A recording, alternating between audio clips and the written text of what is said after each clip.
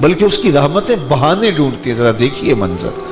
تو اس نے دیکھا ایک شرابی ہے، وہ گندی نالی پہ گرا ہوا ہے اور گندے پانی سے اس کا منہ گندا ہو رہا ہے. انسان کے احترام کے ناطے دل میں ترس جاگا اور اس کو وہاں گندی نالی سے اٹھایا اور اس کا منہ دھویا اور گھر کا رستہ دکھایا. خیر شام ہوئی، رات پڑی. جب پچھلا پہر ہوا تو وہ بزرگ جنہوں نے دن کو شرابی کا منہ دھویا تھا تو وہ مسجد میں تہجد پڑھنے کے لیے آئے تو کیا دیکھا کہ وہی شرابی جو دوپہر کو گندی نالی پہ دھت پڑا تھا آج اس بزرگ سے بھی پہلے مصلی پہ کھڑا ہو کے نماز پڑھ رہا ہے. تو بڑی حیرت ہوئی کہ یہ تو وہ دن والا شرابی ہے اور میں نے آج اس کا منہ دھویا تھا، نشے میں دھت پڑا تھا. تو حیرت کا اظہار کیا تو ہاتف سے آواز آئی، میرے بندے تو نے اس کا منہ دھو دیا تھا، میں نے اس کا دل دھو دیا ہے. تو جب بندہ اللہ کے حضور توبہ کرتا ہے، اس کے حضور معافی مانگتا ہے تو پھر وہ کتنا عطا کرتا ہے. اور بندے کے گناہوں کو معاف ہی نہیں کرتا بلکہ اس کے گناہوں کو نیکیوں میں بدل کے رکھ دیتا ہے. یہ بندے پر اللہ کی کرم نوازیوں کے برستے رنگ ہیں. التائب من الذنب کمن لا ذنب لہ، گناہ سے توبہ کرنے والا ایسا ہوتا ہے جیسے اس نے گناہ کیا ہوا ہی نہیں. حدیث پاک میں آتا ہے کہ قیامت کے دن ایک شخص اپنا نامہ اعمال کھولے گا اور اسے فرمایا جائے گا کہ اپنے نامہ اعمال کو پڑھو. تو وہ نامہ اعمال پڑھنا شروع کرے گا. اب اس نے بڑے بڑے جرم کیے ہوں گے اور چھوٹے چھوٹے گناہ بھی کیے ہوں گے. اب اللہ سے حیا کرتے ہوئے، شرم کرتے ہوئے جو بڑے گناہ ہیں ان کو چھوڑتا جائے گا، صرف نظر کرتا جائے گا اور چھوٹے چھوٹے گناہ پڑھتا جائے گا. جب وہ سارا نامہ اعمال پڑھ چکے گا تو آواز آئے گی، بندے جا، میں تیرے سارے گناہوں کو بدل کے نیکیوں میں تبدیل کر دیا. تو وہ کہے گا، اے اللہ ابھی تو میرے بڑے بڑے گناہ رہتے تھے جو میں نے ابھی پڑھے ہی نہیں. تو جب یہ بات اللہ کے محبوب نے ارشاد فرمائی تو حضور اتنا مسکرائے کہ صحابہ کو حضور کی داڑھیں نظر آنے لگی. پہلے وہ کہہ رہا ہے کہ چھوٹے چھوٹے گناہ پڑھتے اور بڑے چھوڑتا چلا جاتا ہے، اور جب یہ اسے پتا چلا کہ ان گناہوں کو بدل کے نیکیوں میں تبدیل کر دیا جائے گا تو وہ کہتا ہے ابھی تو بڑے بڑے گناہ میرے رہتے تھے. تو اللہ کی یہ کرم نوازیوں کے رنگ ہے کہ وہ گناہوں کو بدل کے نیکیوں میں تبدیل کر دیتا ہے. اور بندہ جتنا بڑا گناہ گار تھا جب سچے دل سے اس کے حضور توبہ کرنے کے لیے حاضر ہوتا ہے تو پھر اتنا ہی بڑا نیکوکار بن جاتا ہے. سیدنا عمر فاروق رضی اللہ تعالی عنہ کا زمانہ تھا اور آپ جانتے ہیں وہ ہاتھ میں درہ رکھتے تھے اور گلیوں میں گشت کیا کرتے تھے رات کو.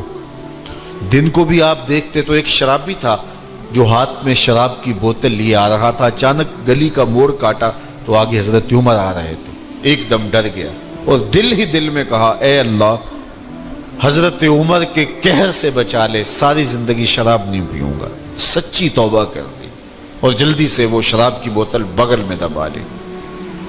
اتنے میں حضرت عمر بھی سر پہ پہنچ گئے اور کڑک کے کہا، گرج کے کہا کہ یہ تیرے پاس کیا ہے؟ تو تھی تو شراب. اب ڈرتے ہوئے اس نے کہا، حضور یہ سرکہ ہے. تو حضرت عمر فرمایا، نکالو. اب وہ تھر تھر کانپ رہے اور بغل سے وہ شراب کی بوتل نکالی. جب نکالا تو وہ شراب نہیں تھی، سرکہ بن چکا تھا. تو جو اللہ شراب کو سرکے میں بدل دینے پہ قادر ہے وہ گناہوں کو نیکیوں میں بدل دیتا ہے.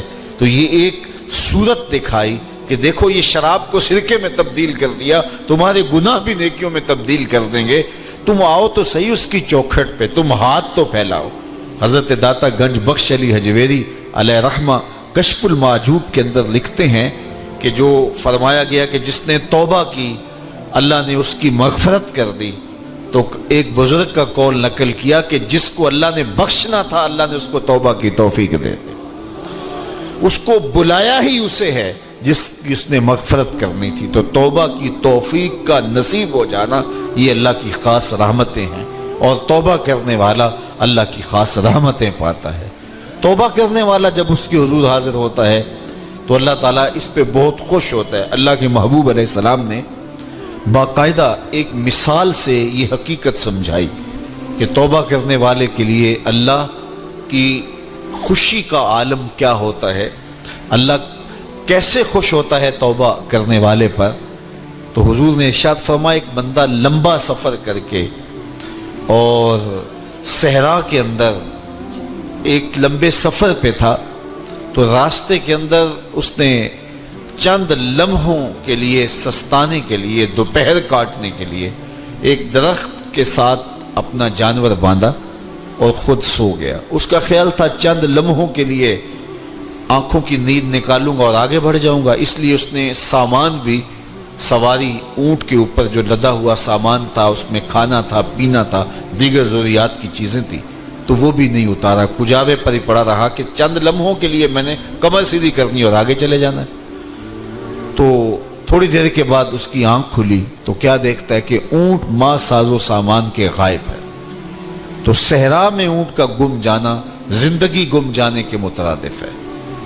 تا حد نظر نہ کوئی آبادی، نہ کوئی انسانی وجود، تو پھر زندگی نہیں، موت کے منہ میں اپنے آپ کو دھکیل لینا ہے جنگل میں اگر آپ کے پاس کچھ باقی نہیں بچتا ہے۔ تو اس نے دیکھا کہ سواری غائب ہے، سواری غائب ہے تو اس کے اوپر جو سامان تھا وہ بھی غائب ہے، تو وہ دائیں بائیں بھاگا دوڑا اس خیال سے کہ میں جو ہے وہ اپنی سواری کو تلاش کر لوں، لیکن سواری نہیں مل پائی۔ تو پھر وہ دوبارہ آیا اور اسی جگہ بیٹھ گیا، اب موت کا انتظار کرنے لگا۔ چونکہ صحرا میں سواری گم گئی اور میلوں تک انسانی آبادی ہی نہیں ہے، تو وہیں پیاس سے ہلکان ہوا، بے چین ہوا، وہاں درخت کے ساتھ ٹیک لگا کے موت کا منتظر ہو کے بیٹھ جاتا ہے، اور یوں بیٹھے بیٹھے اس کی آنکھ لگ جاتی ہے۔ اچانک اس کی آنکھ کھلتی ہے تو کیا دیکھتا ہے کہ اونٹ ماں ساز و سامان کے پاس کھڑا ہے۔ تو اونٹ کا ملنا زندگی مل جانا تھا، تو وہ اتنا خوش ہوا کہ خوشی سے اس کی زبان بل کھا گئی۔ وہ کیا کسی نے کہا نا کہ جب بھی تیری قربت کے امکان نظر آئے ہم اتنے خوش ہوئے کہ پریشان نظر آئے۔ تو کہنا تو یہ تھا کہ اے اللہ تو میرا رب اور میں تیرا بندہ، لیکن وہ خوشیوں کے ہجوم میں درک گیا اور کیا کہتا ہے، اللہم انت عبدی وانا ربک، اے اللہ تو میرا رب، تو میرا بندہ اور میں تیرا رب۔ تو اس قدر وہ خوشیوں میں درک گیا کہ اس کو اپنی زبان پہ قابو اور کنٹرول نہ رہا۔ کسی کے آنے سے ایسے ہوش اڑے ساقی کے، شراب سیخ پہ ڈالی اور بوتل میں کباب۔ تو کہتا ہے اللہم انت عبدی وانا ربک، تو میرا بندہ اور میں تیرا رب۔ تو یہ اس کی زبان قابو میں نہ رہی اور وہ بل کھا گیا، خوشیوں کا ہجوم ایسا ہوا۔ تو اللہ کے محبوب نے یہ مثال بیان کرنے کے بعد ارشاد کیا، مجھے بتاؤ اس بندے کو کتنی خوشی ہوئی کہ زبان پہ قابو نہیں، جذبات پہ کنٹرول نہیں، کہنا کچھ ہے بول کچھ رہا ہے۔ تو صحابہ نے عرض کی حضور بہت خوشی ہے۔ تو فرمایا جس طرح یہ بندہ اونٹ کے ملنے پر واپس آنے پہ خوش ہوا، حتیٰ کہ خوشیوں کے ہجوم میں اس کی زبان بھی قابو میں نہیں رہی، یہ بتا رہا ہے خوشیوں کے وفور کا عالم اور مسرتوں اور جو ہے وہ خوشیوں کی کثرت کا عالم بتا رہا ہے۔ تو فرمایا یہ بڑا خوش ہوا جب کوئی بندہ پلٹ کے مالک کی دہلیز پہ آتا ہے، اللہ اس سے بھی زیادہ خوش ہوتا کہ میرا بندہ میری چوکھٹ پہ آ گیا۔ تو پھر اللہ یہ نہیں دیکھتا کہ اس کے گناہ کتنے ہیں، سمندر کی جھاگ کے برابر بھی گناہ ہو تو معاف کر دیے جاتے ہیں، اس لیے کہ میرا بندہ پلٹ کے میری چوکھٹ پہ آیا ہے۔ تو توبہ اللہ کو محبوب ہے، اللہ کو مطلوب ہے، اللہ کو چاہیے کہ بندہ اس کے حضور آئے اور پھر اللہ جل شانہ اس کی مغفرت و بخشش فرما دیتا ہے۔ یہ موسم نور کے موسم ہے، عام دنوں میں بھی توبہ کرو، دن میں کرو یا رات کو کرو، کسی بھی مقام پہ توبہ کرو، اللہ معاف کر دینے والا ہے۔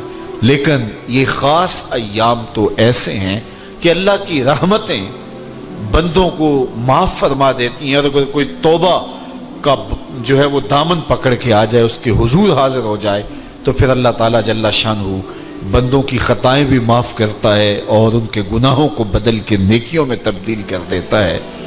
خوش نصیب ہیں وہ لوگ جو ان بابرکت ایام میں اپنی بخشش کا سامان کر لیتے ہیں، اور ان سے بڑا بدبخت بھی کوئی نہیں جو ان سہانے موسموں میں بھی پیاسے رہتے ہیں اور ان موسموں میں بھی ان کی بخشش و مغفرت نہیں ہو پاتی۔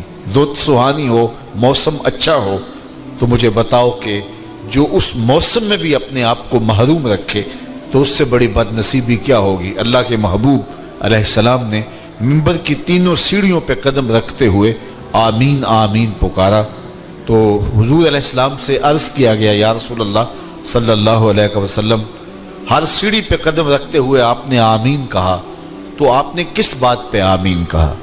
فرمایا جبریل امین حاضر خدمت ہوئے اور انہوں نے کہا اس شخص کی ناک خاک آلود ہو جو ماہ صیام رمضان المبارک کو پائے اور اپنی بخشش نہ کروا سکے۔ تو میں نے اس پہ آمین کہا کہ اتنا مقدس مہینہ نصیب ہو، اتنا سہانا موسم آئے اور وہ پھر جہاں کھڑا تھا وہی کا وہی کھڑا رہے۔ میں اور آپ اپنا محاسبہ کر سکتے ہیں۔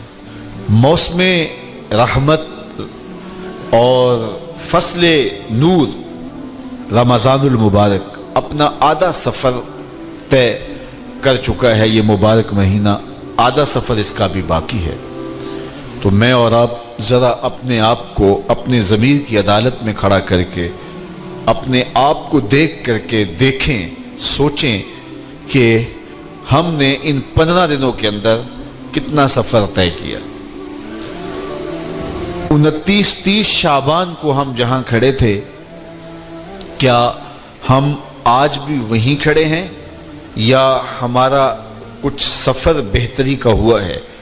اور اگر ہم وہیں کے وہیں کھڑے ہیں تو پھر ابھی وقت ہے، ہم بقیہ 15 دنوں میں اللہ کی رضا جوئی کے لیے کوشاں ہو جائے، ورنہ کتنی بڑی وعید ہے۔ جبریل دعا کر رہے ہیں اور اس پہ حضور آمین کہہ کے مہر لگا رہے ہیں، اس شخص کی ناک خاک آلود ہو جو ماہ صیام کو پائے اور اپنی بخشش نہ کروا سکے۔ مجھے اور آپ کو پتہ ہے کہ ہم کہاں کھڑے